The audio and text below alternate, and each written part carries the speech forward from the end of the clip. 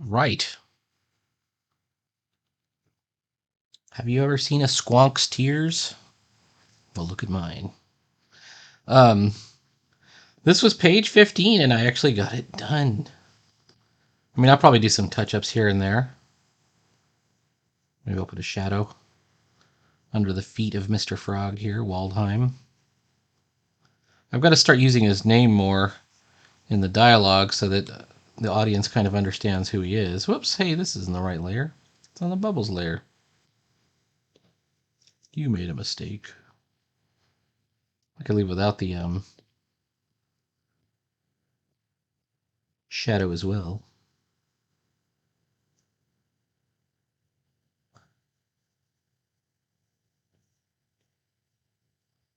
I don't know if I like it. Let's leave it without it for right now. Anyways, I think last time you saw me get through this layer, this piece, then I got to that one. I'm actually quite proud of this face. Hard for me to do faces, and this is a bit of a gag I was doing where he's trying to figure something out, and he comes up with a non-committal answer, which is, this is what all the frog footmen are all about, is non-committal answers. Not exactly. And I had this drawn. I actually had it drawn in my sketchbook.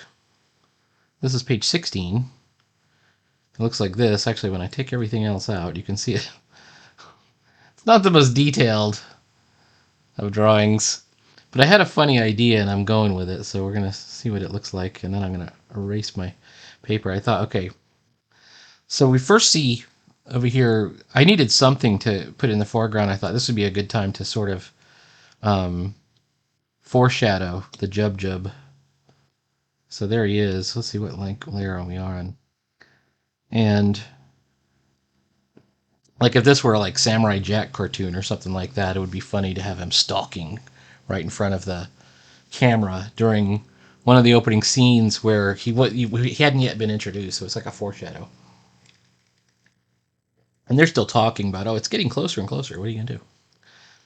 I have my second courtyard scene. They've moved outside of the arches. I'm going to show that tree again. I really just wanted another scene where I could show the card guards, the Queen Librarian, and the Frog Footman Waldheim there. And this time for something to stick in the foreground.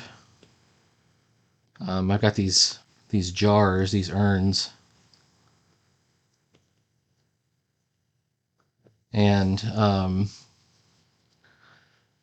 only thing I'm not sure about is the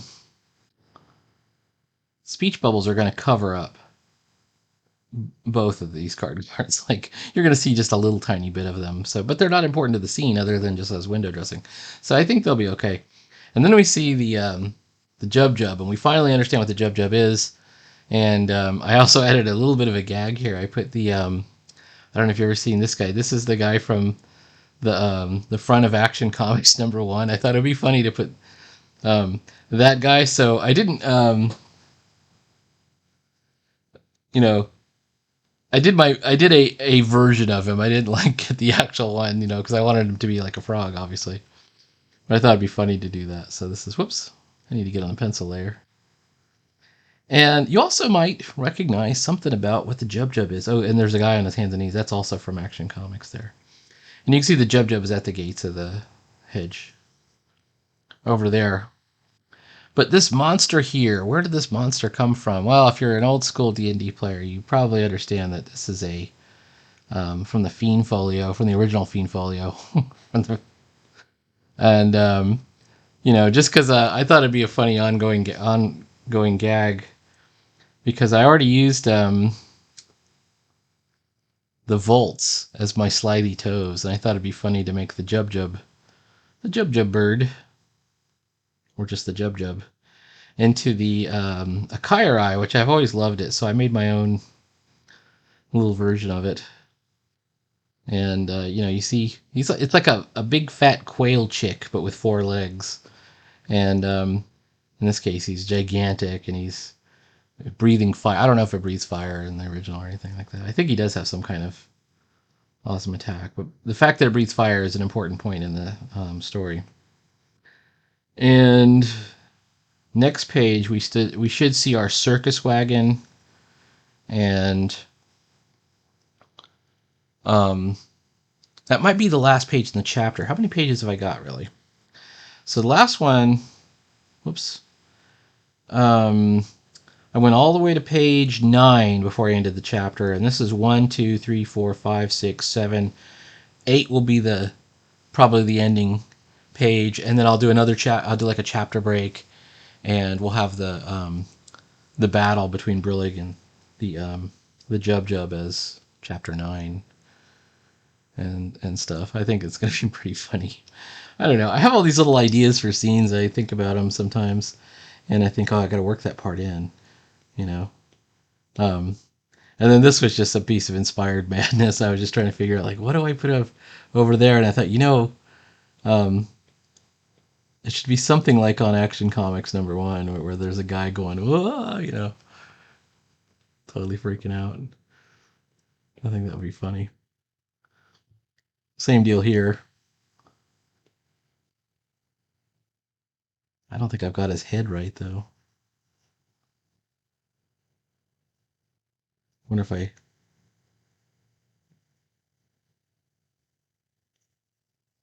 Something like that.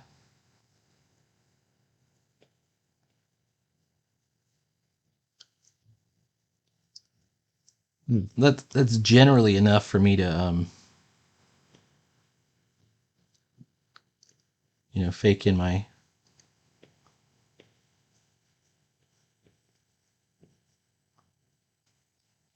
inking from. You can't be smiling, you got to be terrified.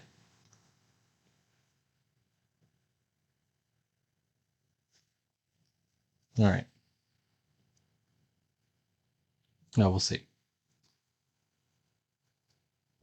So let's get back onto it. Now, this first panel I think is done.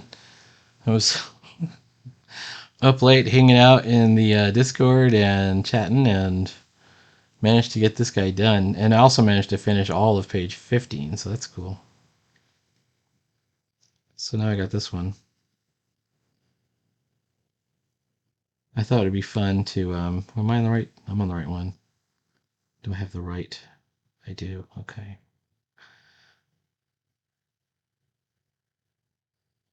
I thought it'd be fun to do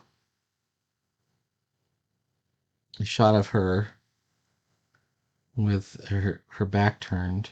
Whoops.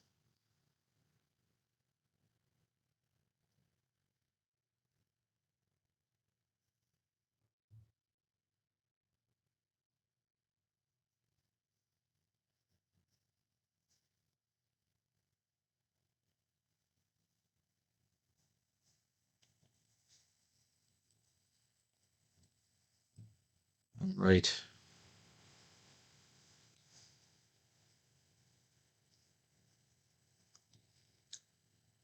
When I was drawing her in the pencil, for some reason I was having a hard time figuring out her neck from behind. I think I finally got it.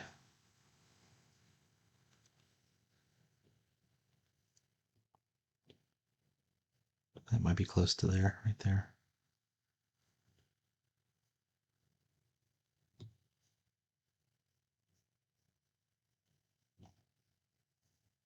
It's very easy to get things wrong when you're trying to work things out in the ink later on.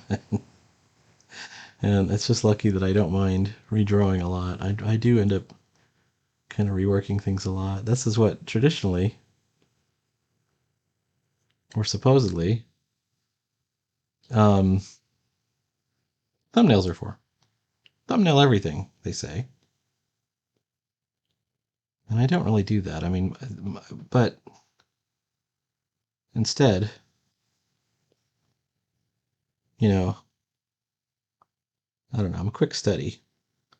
In a sense, my preliminaries are, I do preliminary drawings, and my preliminaries are thumbnails of a sort, I guess.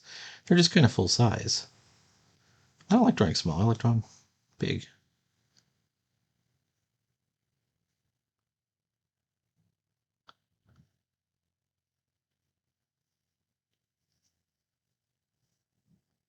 There's a Murphy's Law of military, which is that if it works and it's stupid, then it's not stupid. And my system works for me. It may not work for you. I don't want to be accused of also giving bad advice. So anything I say is not really advice other than think for yourself.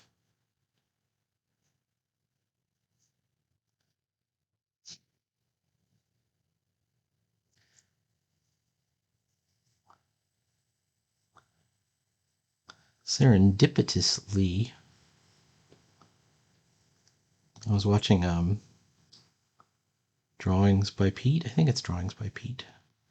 And he was complaining about the same thing.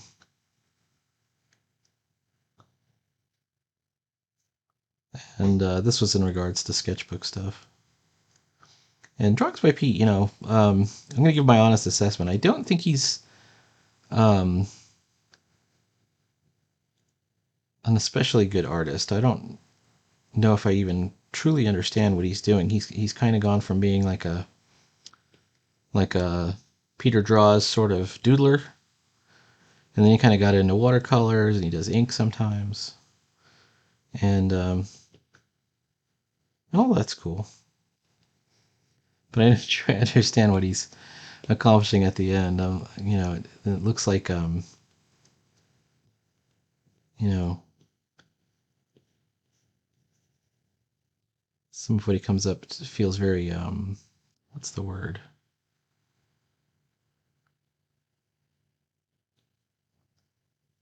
Like he doesn't have great control over the tools yet. I'm not saying he'll never have great control over the tools, but I actually kind of agree with him. I mean, I subscribe to this guy. I actually watch his videos. Hopefully, it doesn't take horrible offense.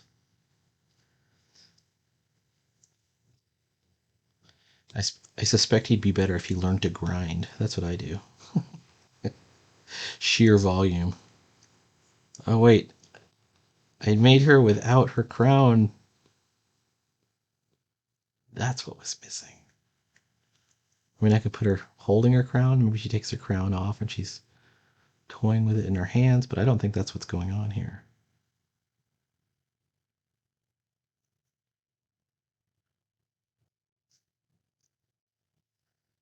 All right, I think we got it. Talk about a shaky line. I think I got a shaky line there. Can happen to the best of us.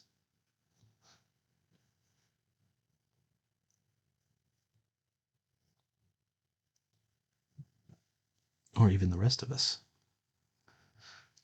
All right, now details on the crown. The crowns have jewels at about the midsection. This crown, anyway. And the sight turned away from the light tends to pick up a deep shadow. I'm gonna have to go and read the. There's an Etherington Brothers tutorial on drawing gold. Isn't that cool? Drawing gold in black and white. But really, it's about reflectivity and all that stuff. So I think that's cool. All right.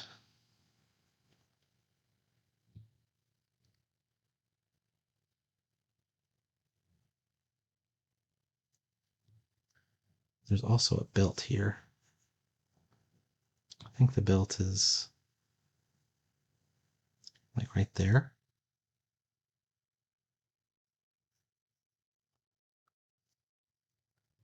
And she's still got a book in her hands, but the book is in front of her. So we don't have to see it.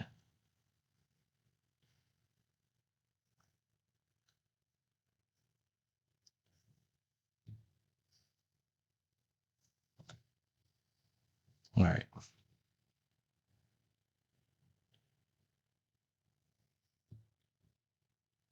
I had the idea for this panel when I was looking at a Maxfield Parrish painting. It's the one where there's somebody they're laying on the ground with a book, and then there's somebody standing like a sprightly boy standing over talking to her. And I thought it was a cool environment. And I liked It has this wonderful light coming in, which I'm not going to be able to. It's like this peach colored, peach and teal light coming in. It's Maxfield Parrish. Definitely one of the great artists. I've seen, if you go to Philadelphia,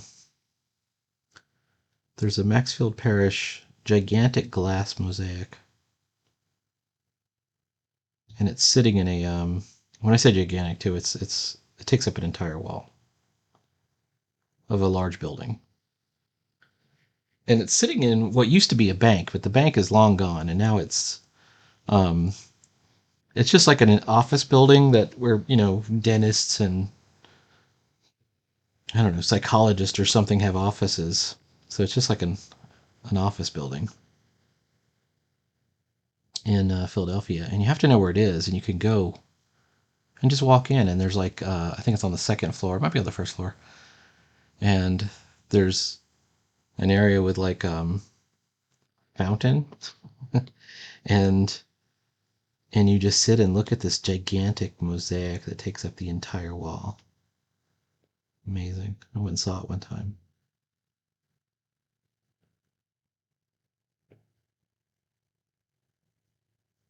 It's just one single piece. Well, that's a mosaic. Millions and millions of iridescent bits of glass. And it forms, if you can look it up. I might look it up. Let me see.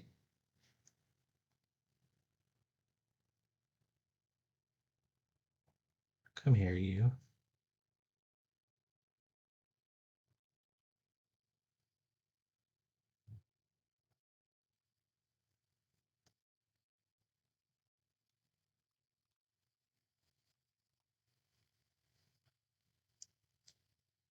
Called the Dream Garden.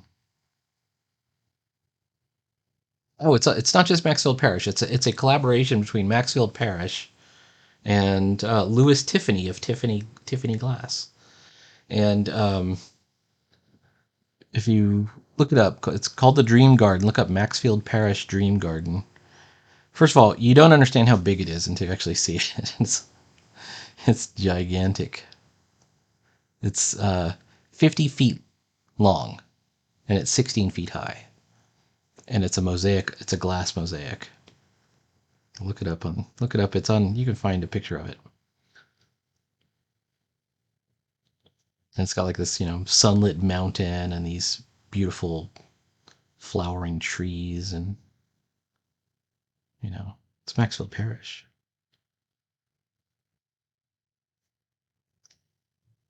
Sublime. All right. This is a cushion.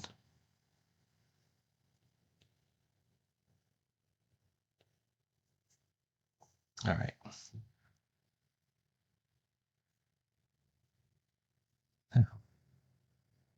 Have we put? You got to get your lines right on these things. All right, here we go. How about that?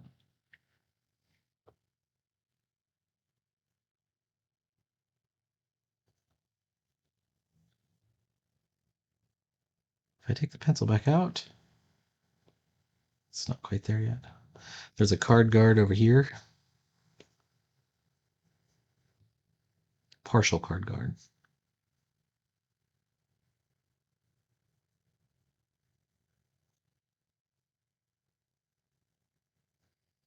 I feel like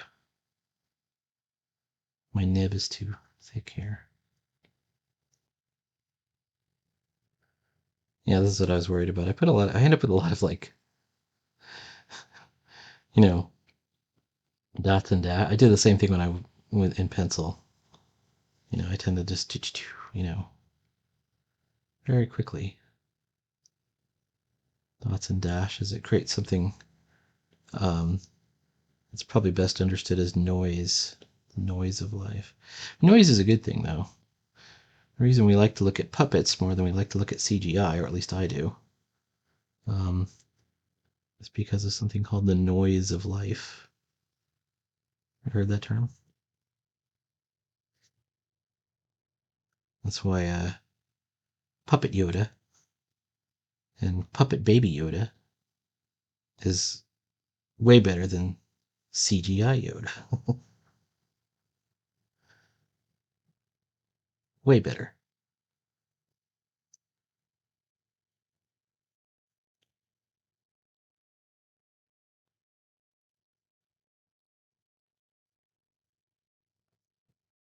Okay. This is the outdoors part of the archways. The previous panel from the inside, they were literally inside the. No, that's wrong.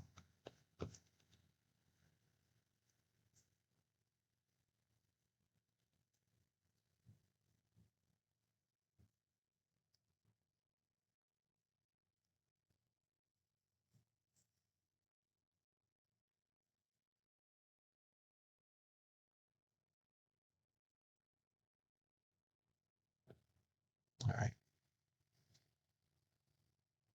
Okay.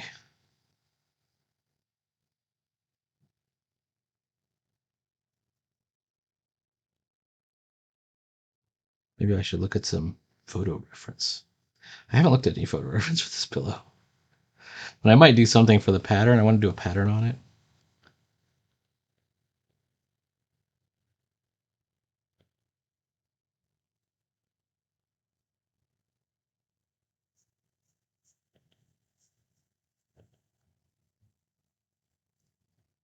And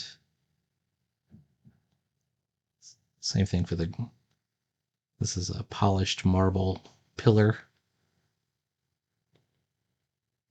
So I might go look at see how other inkers have managed a polished marble pillar, if at all. The answer to that may be they didn't.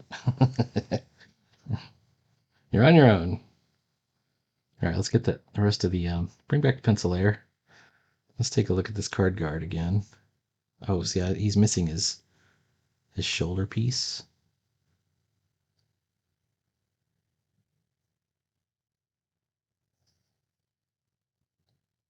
And I also have to figure out what number he is. He's not the ace. I don't think he's the 7. I think I'm going to make this guy the ace. This guy might be 5.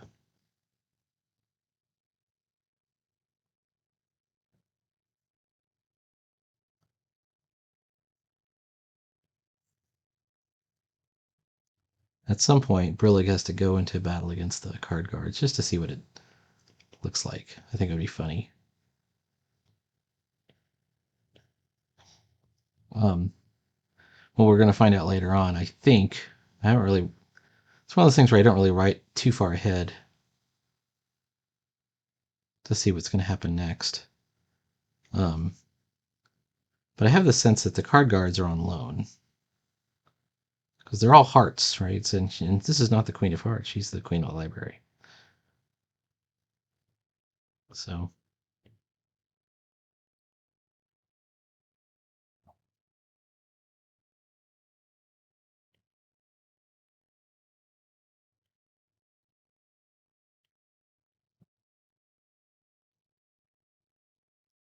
Oh, let's take a look at how did I do the arms before. You can't really see it on that guy. Okay, they have like they're banded, but you know what? He doesn't have the bands. Like he doesn't have it, but he does. So I think I should probably put the bands back on this guy.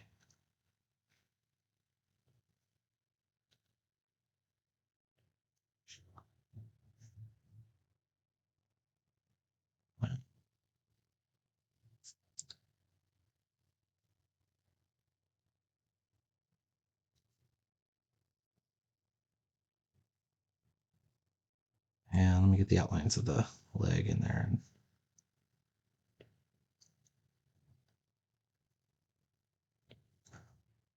This might be the same one that I just put the bands on in there. I'll have to figure out what the number was in there. Just reuse it.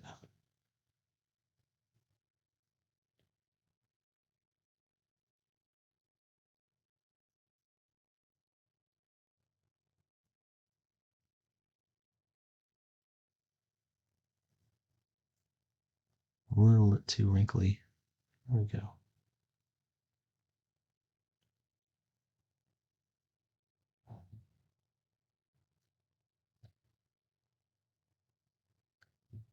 We're starting to get somewhere. Now there's some decorations on the front of the cards.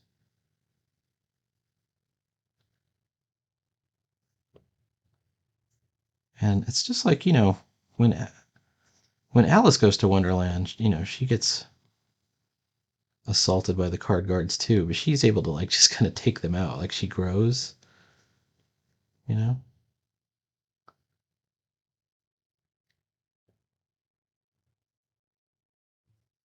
They look kind of intimidating.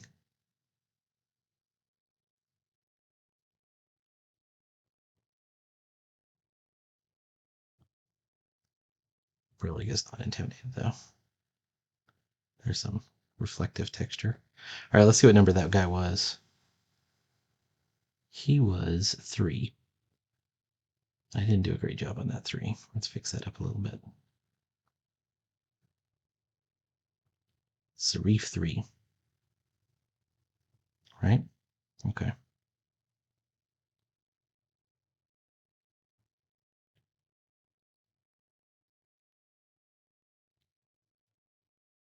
I'm going to post this guy.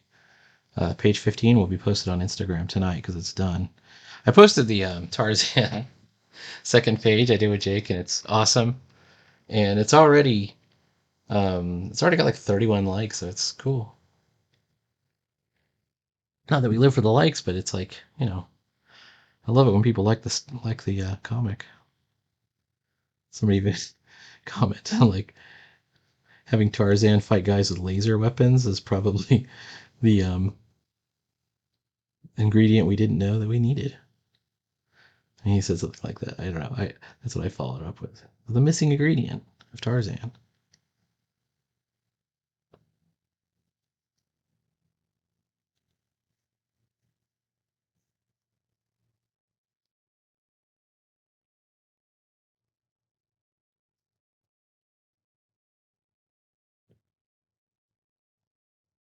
Okay.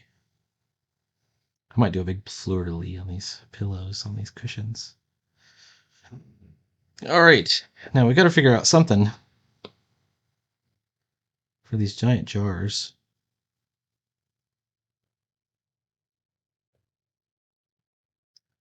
There is kind of a bold choice, and I might do it. Um,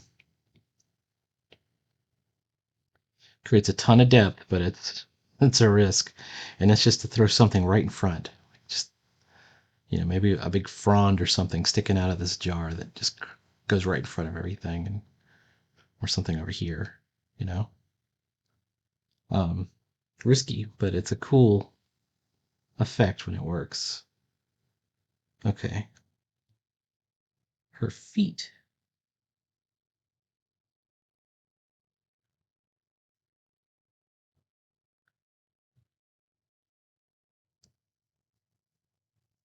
I could put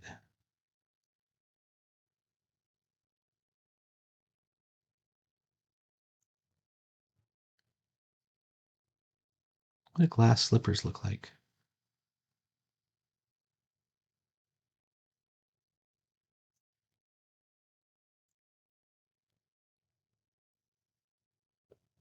I think that's close enough.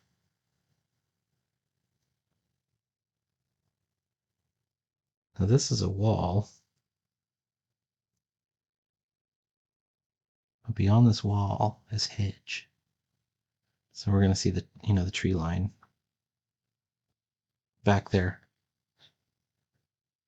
And then there's going to be, a narration box down here that'll say suddenly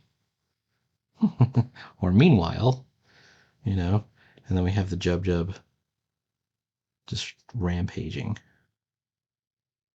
And I could even kind of beef the chapter up to 9 pages by just having a page of the Jub Jub just rampaging wildly, so we get a sense of how dangerous he is. I think that might even be a good idea. Storytelling wise, that might be a really cool idea, so I'll think about it.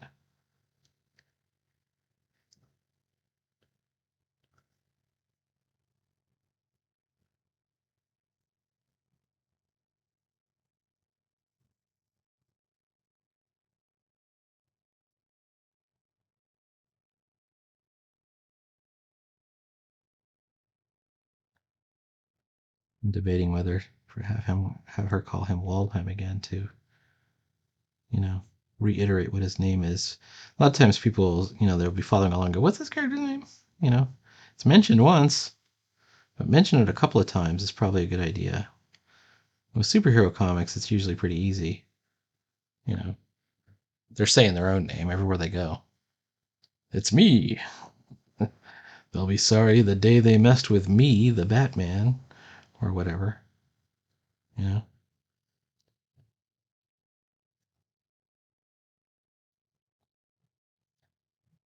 All right. Things are going good. Let's see.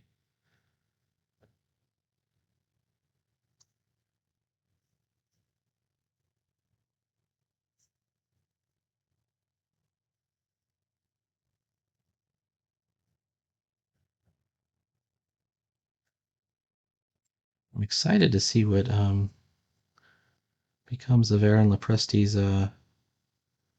art contest. I'm one of 5 entries. I think I'm the lowest one in there. Everybody else did a full color painting. One dude just did a silhouette, just plain old black. I mean, I might beat that one. I'm just saying, um, just because of mine actually has illustration, but I don't know if I'll beat anybody else. And also, let's just say, his was full color and mine's not. I am an ink guy. Oh, come on, man. All right.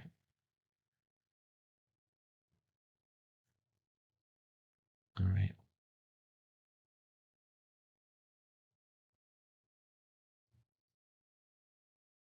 Come on.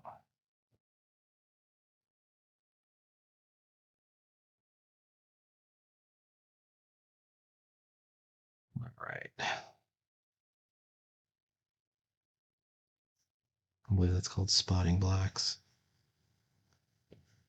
All right. Thank you, Joe Prado. All right.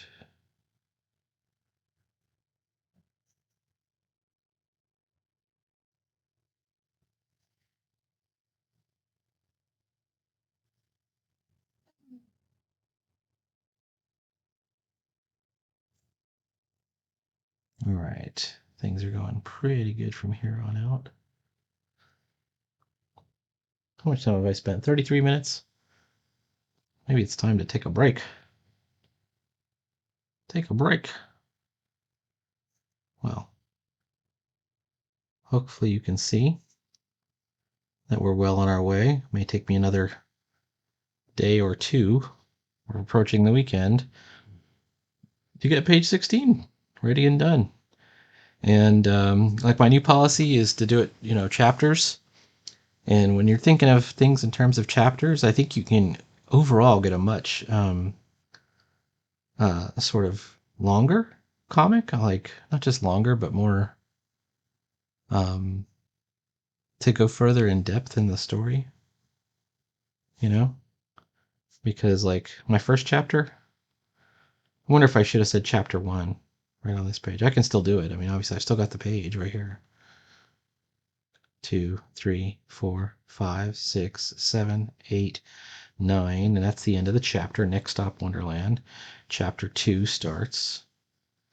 1, 2, 3, 4, 5, 6, 7. I think I could probably do 2 pages more after this to finish the chapter out and get to the battle, and then we have maybe a 9-page chapter of I don't know. I don't know if I can do 9 pages of battle. It's not the way I draw battles, but I am gonna have a lot of fun with that battle. I have like a bunch of funny scenes I want to put in it.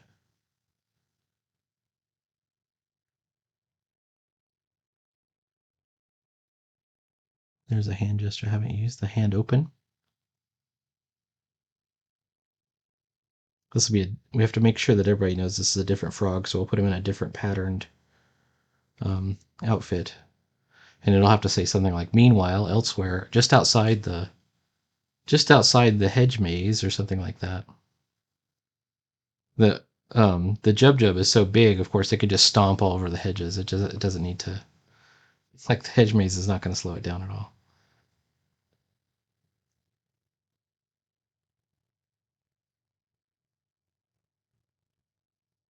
This is our ace always has his hands behind him. He's kind of like the general of the. I don't know. Let's see. Of the card guards. I'm ending up with a tangent when I do it that way. How about that way? There we go. There we go. Come on, man. All right. The tails of his jacket, that's black. Remember, I've got to do, like, the real fabric of a jacket is like this textured stripe pattern. And the pants are white.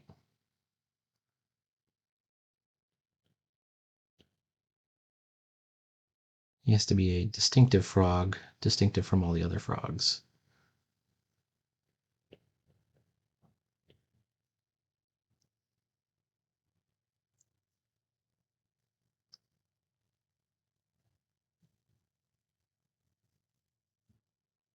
Now let's take the pencil out for a second. All right, obviously he's missing a hand.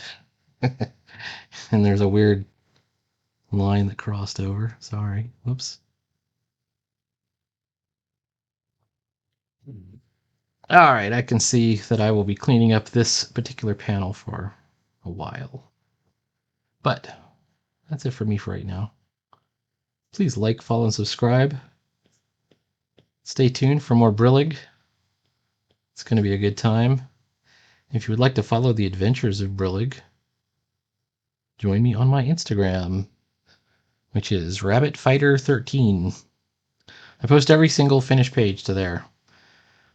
Eventually, I'll probably move to some kind of Patreon where you can, join the Patreon to see the finished pages, but I'll probably have a free tier where you can read most of the stuff.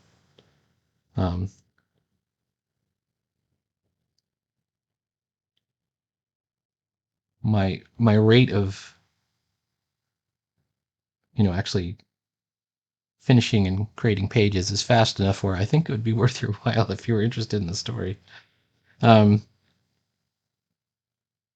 I don't know. We'll see. We'll figure it out. For right now, Instagram is cool. And it's free.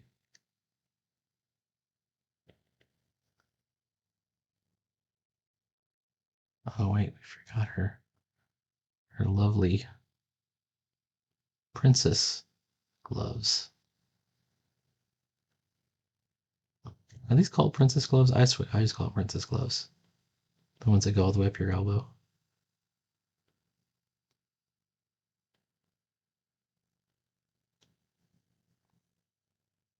Ooh.